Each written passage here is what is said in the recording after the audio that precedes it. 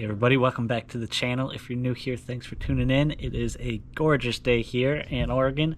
We're sitting right around 80 degrees and sunny, which means I am out in the driveway working on the old 7.3 again. Now I have no idea what I'm going to title this video, but we're doing some suspension work on the old 7.3. Let me show you guys what we're working with. So if you guys didn't know, there's plenty of you guys out there that are newer subscribers to the channel. I am actually in a wheelchair. Broke my neck when I was 17 competing in some high school sports and have been in a wheelchair ever since.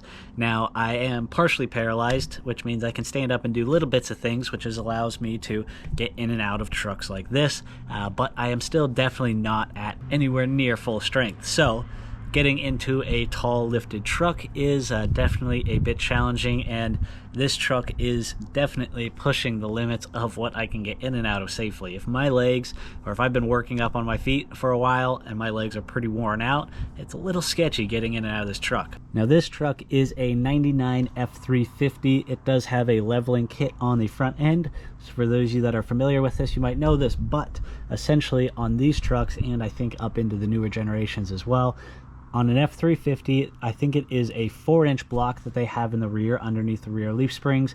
On the F250s, they have a 2 or 2.5-inch block. So this truck is sitting on a 4-inch block in the rear. It is leveled in the front, which is more or less a 4-inch lift kit. If you were to get an F250 to this height, you would be talking or looking at 4-inch lift kits out there on the market. Now, all things considered, a 4-inch lift kit is not that big of a lift, but let me show you guys why it's a bit of a problem for me and why I'm going to be changing things up a bit. So let me give you a little bit of a perspective on how tall this truck is for me being in a wheelchair. It is sitting on 34s. As you can see, I am below the mirror level. The bottom of the door is right about at my knees. Take the step out, and this isn't that big of a step for regular people, but this is probably 12 to 18-inch step, which for me is definitely pushing my limits. Now, if you guys have been around for a while, you know that I also use my truck for work. I don't work with it every single day, but I live here on 5 or 6 acres, which means I'm using the truck bed to haul different materials and supplies around the property and for the house. Let me show you guys how high the bed is for me to use. So here at the back of the truck, it is also a bit of an issue trying to work out of a bed this high for a very specific reason. If I put the tailgate down, I am at full arm's reach up to get to the tailgate handle. When I put it down, the tailgate is at my neck. So imagine trying to work out of a truck when the tailgate is at your neck level. I can do it, it just makes things quite a bit more difficult. So that is what we're going to be starting to address today. So on the front of the truck, like I said, this truck is leveled. Now when I bought the truck, it actually had some aftermarket springs on there. I knew I wanted to bring the truck down a little bit, and so I took off the leveling springs that were on there. They were a 3-ply leveling spring, and I put on some factory X codes, which is what I had on my red Super Duty. I really like the stance of it. A lot of you guys will probably remember it. It looked really good and was a pretty good usable height for me. So that's what I put on this truck. Now, after I put those on, the truck didn't drop down nearly as low as I expected. I wasn't quite sure until I finally figured out why. What I did not realize was on the front of this truck, something I didn't see before swapping the springs, was that right there. Now I know it is pretty dark, but you can see there is a drop down bracket for that front leaf spring shackle. The upper bolt is where it would mount from the factory, and the lower bolt is with the drop down bracket there. So that drop down bracket in the front, I wish I would have realized it was there before swapping out the springs. I really don't want to swap the springs again, but that is raising the truck probably close to 3 inches. It's a 3-inch difference between the factory mounting bolt and the new mounting bolt that it's using, which is obviously bringing the truck up probably close to 2 or 3 inches based on the geometry of everything. there's a very good chance that I may end up taking that bracket out and then doing some sort of combination. So instead of getting about 3 inches, probably around an inch, inch and a half of level, well, I think it would be sitting really, really nicely. But that's not what we're going to be doing today. Today, I'm going to be working in the rear of the truck, taking out the 4-inch blocks that are there from the factory and putting in some 2-inch blocks in their place. Right now, the truck is sitting right around 45.5 inches to the fender in the rear and about 42.5 inches from the ground to the fender in the front, meaning that we have about 3 inches of rake from the front to the rear. So I'm going to be dropping the rear of the truck right about 2 inches down onto the new blocks, which I think will make it a little bit easier on the getting in and out process, and it will bring it a little bit closer to level. Now, like I said, I don't know if this is going to be the final setup that stays on the truck, but I'm trying to work in a little bit of increments to see how I like it instead of doing big drastic changes. And I really don't want to deal with pulling the front leaf springs out of the truck again. I just swapped those out a month or two ago. I don't really feel like doing it again, so it is a bit easier to just swap the blocks on the rear. So that's what I'm going to be doing today, and I'm going to live with it for a little while and see how I like that ride height. I'm going to throw you guys on time lapse, and I'm going to get to work.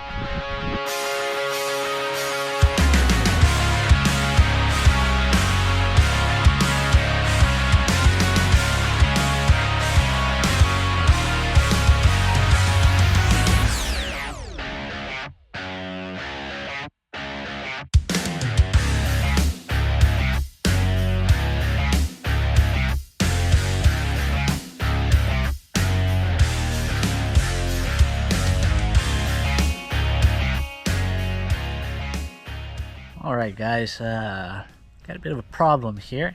You ever have one of those days where you just want to slap the previous owner of one of your trucks? Well, that is one of the days for me right now. As you guys might have seen, it took me like a 3-foot breaker bar to get the lug nuts off the driver's side rear of the truck. The Milwaukee Impact wasn't even touching them. I got one of them, and the rest of them I was working hard to get them with a 3-foot breaker bar, which means they are way too tight. Well, I was working on the passenger side now, and 3-foot breaker bar was hardly doing it, so I broke out the probably 4 or 5-foot breaker bar, probably 4-foot breaker bar, and got 7 of the 8. It was a good fight, and the 8th one broke the lug nut in half. Now, let me just show you. So here we are.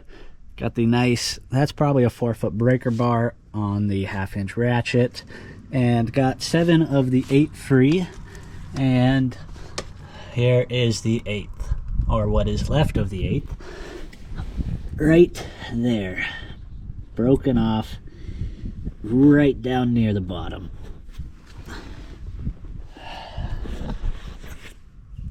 Which is just great. I can take blame that I probably should have noticed that. I don't think the socket was all the way on the lug nut, so I will take blame for that. That doesn't give any justification for how ridiculously tight all of these lug nuts are.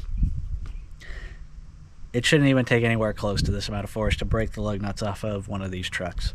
So I don't know what they put it on with, but they put it on tight. And now I get to figure out how I'm going to get what is left of that lug nut off. Luckily, it's only one, so worst case scenario, I can still put the 7 back on. I don't have any heavy hauling or anything to do anytime soon, and it'll hold. I'm not worried about the wheel coming off. But man, this is definitely one of those times that a nice easy project of taking the wheels off your truck turns into a multi-day process because of something stupid like this. So I don't know if this video is going to continue beyond this point, or if I'm going to finish the project that I wanted to in this video, but right now I'm going to get some heat, and we're going to see if we can get this last little bit off and try to salvage this. Otherwise it's going to turn into a much bigger problem. So wish me luck. Alrighty guys, quick update for you. It is not going well. I heated the crap out of it with some MAP gas. I don't have an oxy torch or anything like that, so I heated the crud out of it with a MAP gas bottle and tried to break it free. Screwed it down with a bunch of PB Blaster, went back and forth on a couple cycles of heat and oil, and as soon as I tried to break it free, I broke the keyway socket. So, a little bit of a waiting game right now. I think I have an extractor set on order, should be here tomorrow, and a new keyway socket should be here tomorrow. Thankfully, I was able to get all other lug nuts back on and nice and tight, so the truck's totally drivable, and obviously this lug nut's not coming off. I just gotta figure out how to get it off at some point, because with my luck, I'm going to have a blowout on this tire, and there's gonna be one lug nut that I can't get off. I do have an idea. Let me show you guys. You can see I put the end of the lug nut back on, and it is butted up against the remaining piece of the lug nut there, and it is tight to get in there. But I'm thinking I might just barely be able to get my welder in there to try to weld those two together, get all the heat from the welder, which will help, and then use the splines that are bigger on this piece to see if I can get it out. I think I'm going to try to do that before using the extractor bits, because I'm pretty sure the extractor bits are going to tear up that remaining piece. It might make it harder to weld to. So I'm going to try to use the welder and weld that remaining piece of lug nut to the existing one. I'm really hoping the heat from the welding itself will help break it free. I can get a lot more heat into it with the welder than I can with the torch, and it's a lot more direct onto that nut. So I'm really hoping this works. But I think for now, for the evening, I'm out of work for this evening, so I'm gonna clean up for now, and we will resume this video when I get back going on this. Wish me luck. Alrighty guys, it is another day. It is actually a whole nother week. The week has passed. Last weekend I was, after a lot of fighting and frustration, I was finally able to get the broken lug nut off. Sacrificed the 14 mil. Gave its life in the line of duty, but we got it off. The stud on it got pretty messed up in the process, so I got to go in and replace that at some point, which is frustrating, but thankfully it is off, which means now this weekend I have time to actually start working on the project that I was hoping to get done last weekend. So now I'm going to throw you guys back up on the time lapse, and I'm going to get to work tearing apart the back end of this truck, see if we get these suspension blocks swapped out.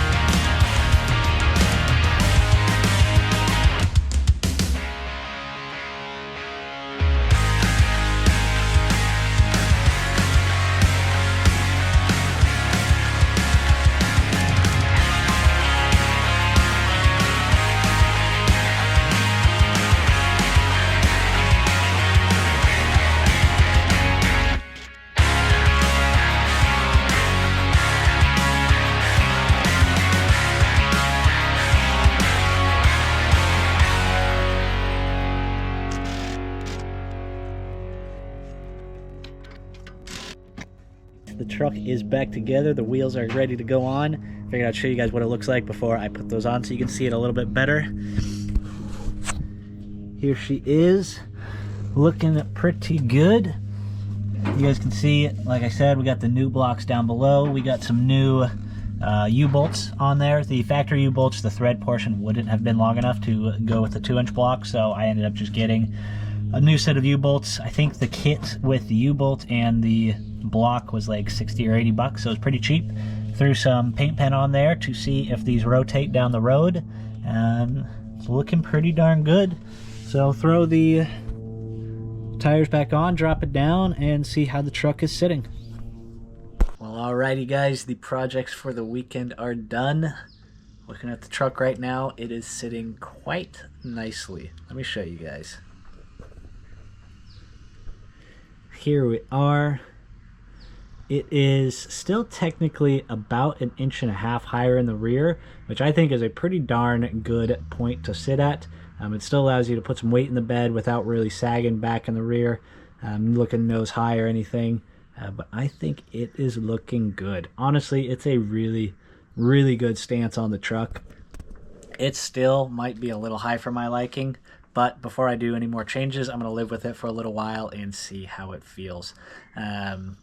I don't expect this to drop the front end down very much. Obviously, we lowered the rear, and it's going to bring the steps down a little bit for getting in and out, but I don't expect a huge difference. But nonetheless, I want to try it out and see how it feels for a little while, at least another week or two, and then I'll decide if I'm going to order some different stuff to bring the front of the truck down just a little bit more. But all in all, let me know what you guys think. I think the truck looks great. Give you guys another angle here. A little bit of a different angle, but it is looking really, really good. I am very happy with that stance. But I think with that, I'm going to wrap up this video here. Let me know what you guys thought about it. Let me know if you guys like the look of the truck, like the stance of the truck. I'm pretty happy with it so far. I think it's looking pretty good. Might have a new headlight build on the list to do. Right now I'm running the old new headlights, the first set of headlights that I built that aren't quite perfect. Slapped those on the truck just because I knew they were better than the stock ones anyways. But I might be doing another custom headlight build on this. Not quite sure yet, but the projects are not done by any means. So if you're not subscribed to the channel and you're interested in watching this truck get built, or more work being done to that Amber truck, maybe some work done with that old IDI back there, feel free to hit the subscribe button. We got plenty more stuff going on. I'll catch you guys on the next video.